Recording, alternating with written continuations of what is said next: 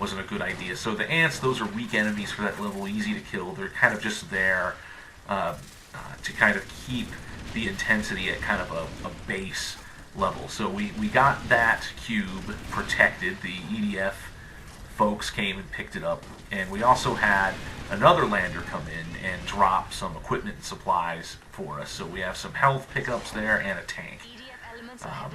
One thing I think we're proud of with EDFIA is I think we did a real nice job with our vehicles. We didn't have as many of them as the previous titles, unfortunately, but the levels, the vehicles function well, and they're really placed in this level, the cube, with a tactical purpose.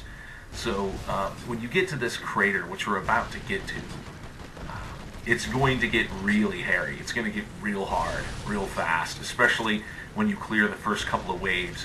And you really need a little something extra, and unless you're coming in at like level 8 with the super mega powered level 8 weapons or whatever, you really need a little something extra. So we provided this tank for you. Now, my thinking, because I did design this level, and actually as a side note, EDFIA is really special to me because I designed 7 of the 15 levels in the game, basically almost the entirety of the first 2/3, and I directly implemented, that is stitched together, 5 of those. So I designed on paper 7 and directly implemented and scripted 5 of those. So I mean that's a lot of involvement, and I'm not sure I'll ever get a chance to be that involved so much in a particular title, even though I'm involved in lots and lots of stuff since then. So we're approaching the crater now. Most players probably would go in that front area that I just drove on by, and what I'm doing here is I'm parking the tank with the intent that I'm going to come back and use this tank later. I'm not going to allow the tank to take a bunch of damage from the ants that are going to appear inside of the crater.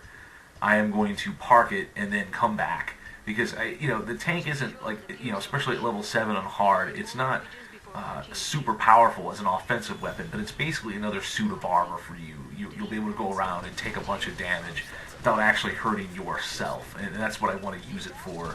And that was my purpose in placing a tank for you when I designed the level, is to give you a tactical opportunity to use that tank in a smart way.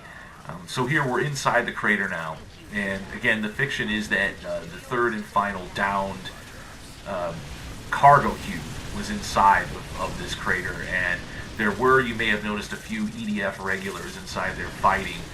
Those were presumably survivors from the cube, perhaps, or maybe troops that were sent in ahead of you. In other words, I wanted to give the sense that the battle was already engaged when you got there, so you were just sort of lending your expertise as the special EDF troops with the really great weapons and everything.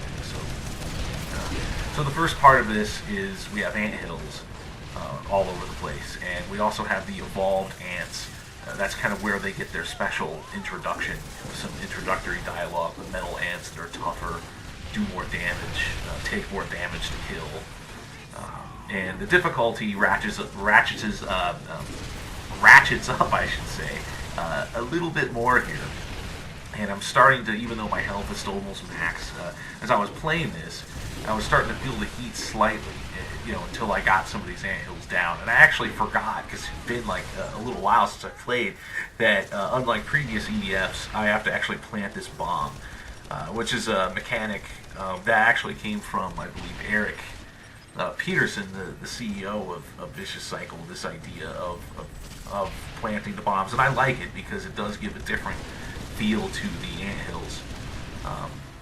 And it kind of, means you can't just sit back and blow them away from a distance. You have to get right up in there, and you can suppress them temporarily. That's what you're seeing. You're shooting the anthills, and then at a certain state they are kind of plugged up but not fully destroyed, and that gives you the opportunity to run and plant the explosives and get the job done there. So we have one more to take care of that initial batch, and then we're going to have a surprise anthill come up in the middle, in between the two silos. And I also want to call out the artist that's largely responsible for making this crater look really cool. That would be David Schultz.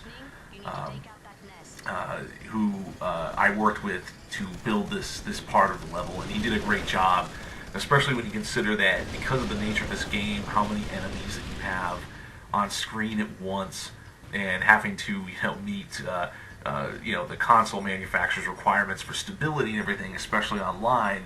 You have to remember that the artists in this game could not max out the polys and on all this. You also have these big city levels of huge draw calls and big distances. The artists had to work with some real constraints they normally would not have to on a high definition title like this. And I thought he did a great job, making the assets and working with me to build a really cool environment. So again, the idea of this crater is that, psychologically, I can't always explain these things in purely empirical terms, but just sort of psychologically, you want to go down in there and get dirty and fight. It's a cool place. It's different in the city. As you can see now, once we get the anthills cleared, there's sort of a Ravager charge where they're pouring down the sides, and you have to sort of keep up with that, which you're doing an okay job here. But once we're done with that, we're going to be besieged by bosses, by boss-level characters, by the kind of big mother bug that spawns the little ticks, the big bomber spiders, and also praying mantises as well. It's real brutal, and so I'm actually running off to get in that tank that I left there on purpose, because I know the boss characters are coming, and I know that I need to provide myself a little bit of extra protection here. So I get in, and unfortunately, the tank doesn't, at this stage of the at this stage of the game, the tank doesn't have a ton of offensive capability, so it's really just armor for me. But I'm going to wail away. I'm going to try to focus on one of the big bomber spiders there, and focus on him and try to take him out. And of course, what's going to happen is my poor allies are going to get totally wasted inside of the crater. But again, going back to the design of it, the idea was that psychologically you're going to be drawn inside of that crater, even though we actually don't really hem you in EDFIA. It's a very unique level design style that the Earth Defense Force series has, where you have these large open levels that you play in a linear way only in the psychological sense. I mean, you can go anywhere you want within this level. We do have Ravager walls, we call them basically level boundaries, but those level boundaries are just, they don't really impede you from going anywhere inside our playable area. The whole playable area is open for you. I mean, you can go back to the beginning of the level if you wanted, where you started. You could absolutely go back there. In fact, it's a good idea sometimes to backtrack and get health pickups, especially once you get in. My character's going to get very soon into one of these scenarios. It's common to EDF gameplay where you're in big trouble, your health is low. In our case, in this game, your allies are dead and they can't revive you, so it'll be game over. So you have to kind of go back and backtrack to find health pickups that you didn't bother to get before. But psychologically, you're going to want to fight in this. This looks like a cool set-piece area, and so that's why we included things like this. You find yourself playing these games in a linear way anyway.